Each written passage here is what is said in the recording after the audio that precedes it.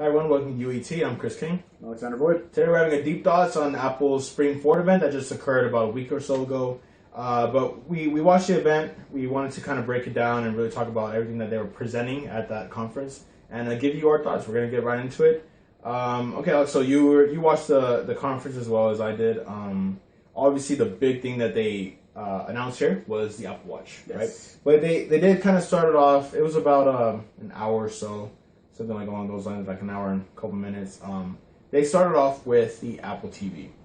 As of today, actually, we're hearing more news that Apple is developing their own streaming service. Yeah. Okay, so the Apple TV itself, the actual TV, has been rumored for a while now, for like at least 4 or 5 years. It's supposed to be one of the last things that Jobs was working on. So with the actual small Apple TV, do you have an Apple TV? I do not have an Apple TV. Do you know anyone with an Apple TV? I actually don't know anybody with an Apple TV. Everybody I know has a Roku.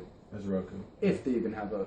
Like a streaming box. Right? Yeah, because a lot of people actually have consoles. I guess I hang out with a lot of gamers. Yeah, precisely, yeah. Which I still think that those, for the value, did make a lot more sense, But with these kind of Roku, Apple kind of stuff, with this Apple TV, they dropped down the price from $99 to $69. So it competes much more on a better level. I like the price. If I was ever going to consider one, I actually would like that price. But do you find any value in the Apple TV? Yeah, actually, the good thing about Apple TV, if I remember, I could actually play whatever I'm playing on my laptop on my TV. Oh, as well. Okay. Yeah, so I think that'll become useful at one point. Yeah, that would be pretty cool. So I think there's that. I think that's the only thing that I care about.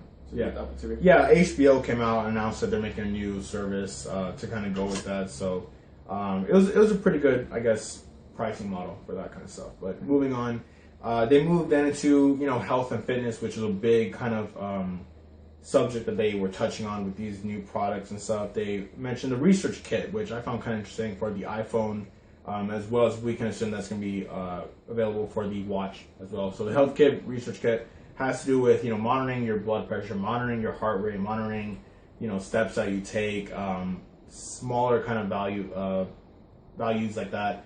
But the interesting thing was like they allow you to kind of test yourself in a way, so you can kind of contribute to, I forget what medical school is actually doing it. I think it's like, let's say Stanford, I can't remember which one it is, but to contribute to research for them. So they'll like ask you to, I don't know, they like say into the microphone or something like that. So I don't know. What do you kind of think about Apple really taking like health and fitness? See, we're more health conscious now. Now I think that the world, the way we've been moving, is more health conscious. Like most people are working out now. Most people actually have gym memberships, and a lot of people do stuff at home. So I think this is cool because this is actually focusing back onto hospitals, which was really big and for Apple back then. Like, if you could remember, they always had docks for old iPhones, like the old 30-prong one. And so I like that they're actually touching up into hospitals. They're actually doing something rather than just being this company who's just making these simple designs. They decided that we want to actually do something for the world. For the health. Yeah, it makes sense. Like it's a good point. All over social media, everyone is I mean, I think they're bragging about their whole gym. We don't really see gym pictures of you or whatever, but that's a kind of a trend right now, is that health and fitness stuff. But I still think that it doesn't really present a lot of value for people unless they are people that are living with certain afflictions. Like if you're diabetic. I think for those, it's definitely a good thing to look into. Like that's probably an app you do want to pay for, that you do want to subscribe to, that can kind of help you with those kind of stuff. So I see the value in that. There is some value in that. So then after this kind of health, fitness kind of stuff that they're presenting, they move on to the Mac, the brand new Mac, 12-inch. I think it's a MacBook Air, right? It's a MacBook Air. So they, they kind of really broke down that they kind of redesigned it in a way. Was it 12 or 13? It's 12-inch. So still in the MacBook Air line, incredibly thin, very, very thin. It's one of the thinnest and lightest yet. But one of the bigger deals here was, actually before we get to that, some design features that I liked that they mentioned was that it's going to be a full-size keyboard now. So it's not going to be that kind of smaller MacBook Air keyboard you had before. Full-size keyboard. It's going to be backlit, which was a nice thing. A new like butterfly mechanic that they had, which I really thought from a design standpoint was really cool. It's much more like it kind of push back on you versus like you just kind of tap it in and it doesn't really register. This one actually will much more pressure sensitive. And then the new USB Type C. That's kind of one of the biggest things. Before the USB Type C, if I remember, this is actually the MacBook that doesn't even have a fan inside of it. Oh, as well. Yeah, right. I thought that was really cool. I think that's a breakthrough. Yeah, it's like I'm sure that eventually we'll start using that technology in other places, like for PlayStation or something like that. Like we could actually have a fanless one. That definitely is a necessity. Really cool. Yeah, you're right. Now, as for the USB, the problem I have with this USB is that it's also the charger. See, someone like me, I'm constantly using the USB. Yes. Like I make music, so I also have a 3 terabyte external hard drive. So that's plugged in, and I have a bunch of other stuff plugged in, and I don't want to take that off to put in a charger. Yeah, it's like I have to charge this. I guess I'm going to take a break for a little while, just until this thing's charged enough. Yeah, I like the concept, which is like this is something that's going to power everything, but the thing that they're not even explaining, that they didn't even show off, was that you're going to have to buy a USB hub. Yeah. Like on this laptop itself, which is an older kind of laptop, it has like so many 3 USBs on this side, HDMI, all that kind of stuff. I would like to have one universal cable, like USB 3.0 for HDMI, for VGA, for printing. One type of cable would be awesome, but to have just one port really doesn't help us. It makes more of a problem, I think, than anything. Yeah, I agree with you. I think that one master cable, the skeleton key, I think that's cool, but we will have to have a couple of them. Yeah. I understand that they're trying to be simple as possible. Like that's what Apple's all about, is simplicity. Yeah, I mean, again, like on this laptop, I have 3 USBs here that I use. One for a mouse, one for the mic that we have right now, and for the Elgato that we use. And then on this side, I always have an Ethernet plugged in and my AC adapter. So that's 5 different plugs that we need that they're only giving us one for. Yeah. That means you're going to have to buy either 1 or 2 of those freaking USB hubs. But I guess also this is the MacBook Air. I guess this is more for schools. It's more for those little things. Because for mine, I actually do have a MacBook Pro. Yeah. And even then, I feel very limited. I think I have, they only have 2 USB ports. And I'm very limited with that one. I had to actually buy one with an extension. Yeah, at this point, at 3 definitely is the minimum that we need. But so yeah, that was a really new MacBook that it almost stole the show because it was a very, very nice MacBook. If you want a MacBook Air, that's your new MacBook Air that you need to get. The colors too. They came in colors. It's really nice. But after that, they move on to the actual meat of the event, which was the Apple Watch, the thing that we were all expecting to be unveiled. It was unveiled. We got price models. We got a date. We're gonna get into that in just a second. But so they kind of started the whole thing off showing like the design aspect of it.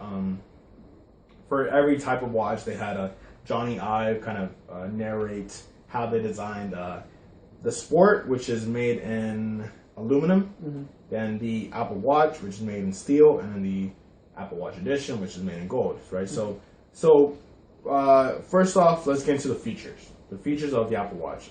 Actually, we'll get design after. So let's just go to the features first. Now, this is kind of the thing where we say, does this warrant a purchase? Because obviously, like, you're an Apple guy. You have iPhone, you have MacBooks, all that kind of stuff. You have an iPad. So you've had almost every single device. And now there's a watch, So with the Apple Watch, you can obviously see notifications. You can make phone calls and on the watch itself.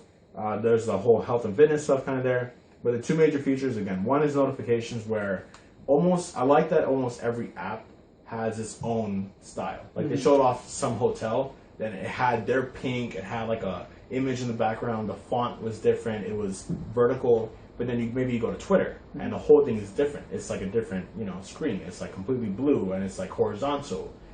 So I like that the developers have a choice. Yeah. Like they can design their app the way that they want to, So that was pretty cool.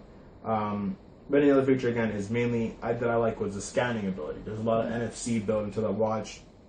I think that a smartwatch can replace your keys. I think a smartwatch can replace your wallet in the future. So those are the main features. So as far as the features go, what stood out to you? See, I always see this watch with fitness. I always see it like everyone talks about it with fitness, which is why I don't care about the watch. Yeah. And then now, actually, after watching the event, it just seems cool. Because what you talked about makes a lot of sense. The NFC stuff. It's just like simple things like light bulbs, simple things like I lose my phone every once in a while. Like I'm doing a bunch of things and somewhere in my house. Yeah. And I could just use my phone to find my watch. I hope that feature actually exists because it'll be connected. It'll be connected. It's practically Bluetooth. Mm-hmm. So I like it. It is cool.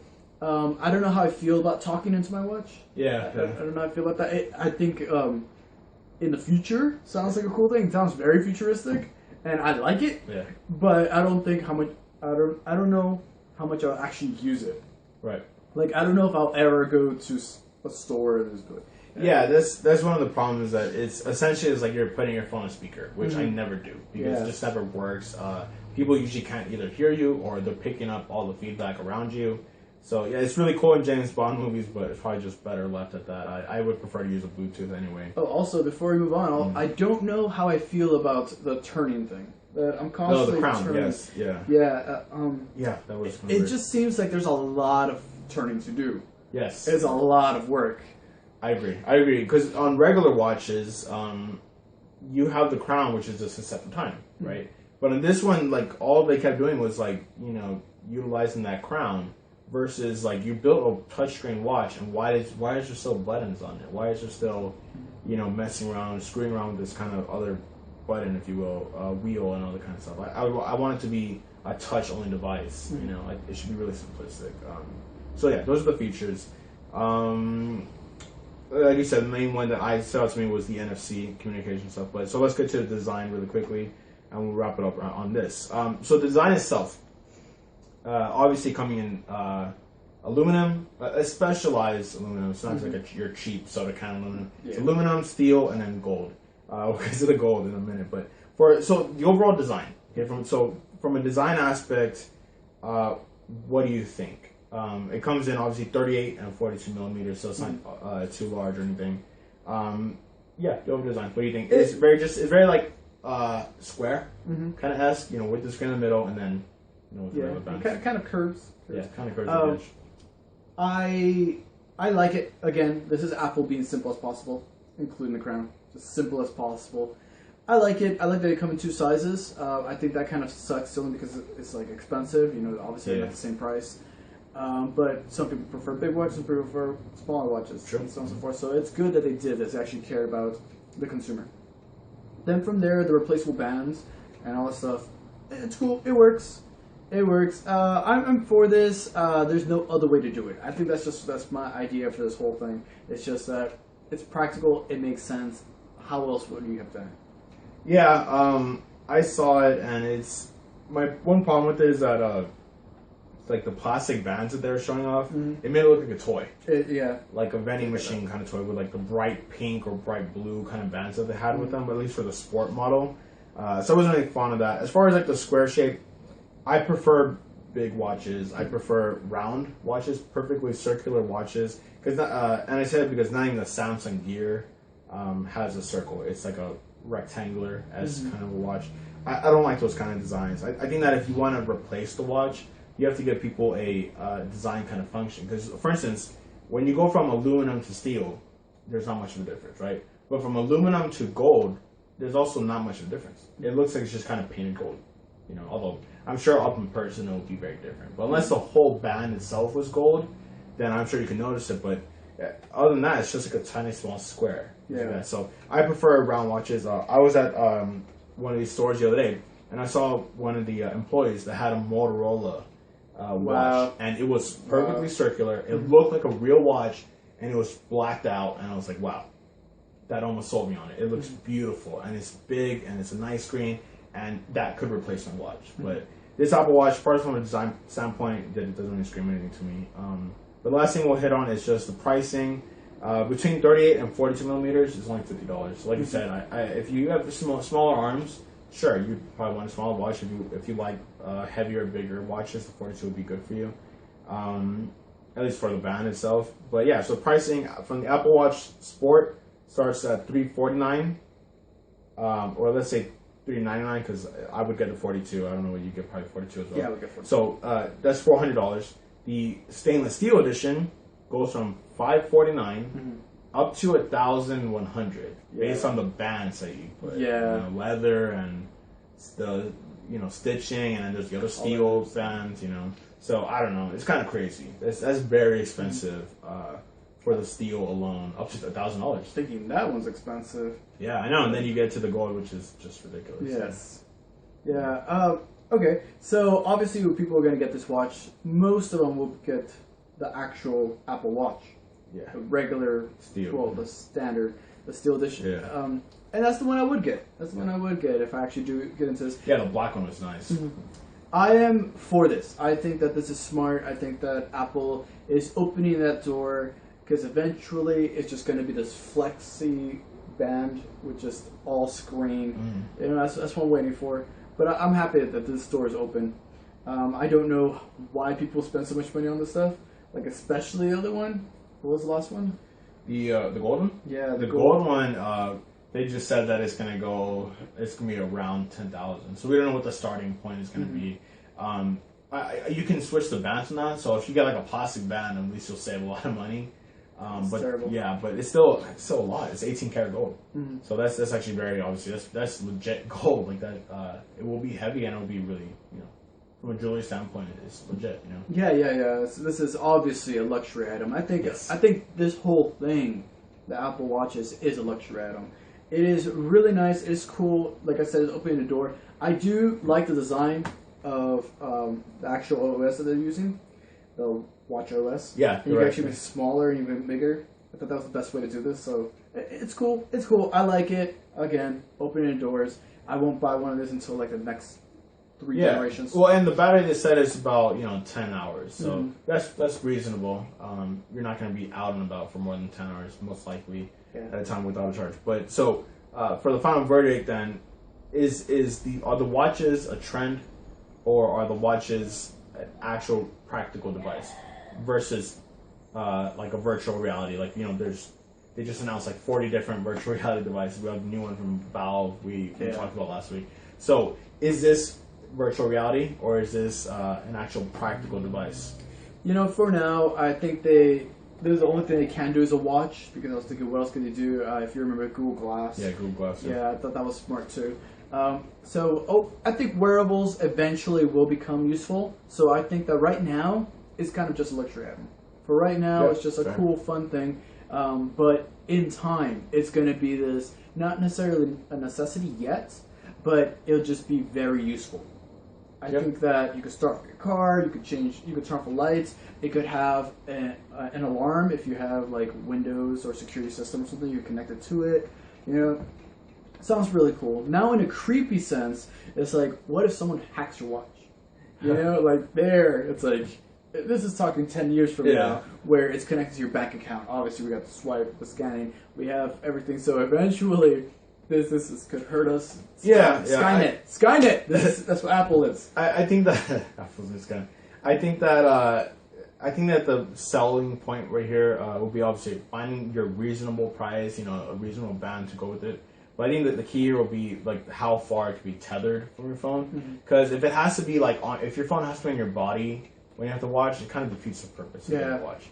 But if you can just leave I don't like to carry my phone around me all day, especially when I'm home. I like to just leave it on my desk, and I'll just go do whatever I want. But I miss a lot of texts, I miss phone calls, that kind of stuff, which I don't really care about. But I do miss those stuff. So if your watch could just connect to your phone over Wi-Fi, I think that'd be dope. That's cool. Yeah, that's cool. But then you have to have Wi-Fi. Yeah, well, I mean, at least if you're in your house. If you're out about, you're probably going to have your phone on you anyway. But at least that way you can keep your phone in your bag.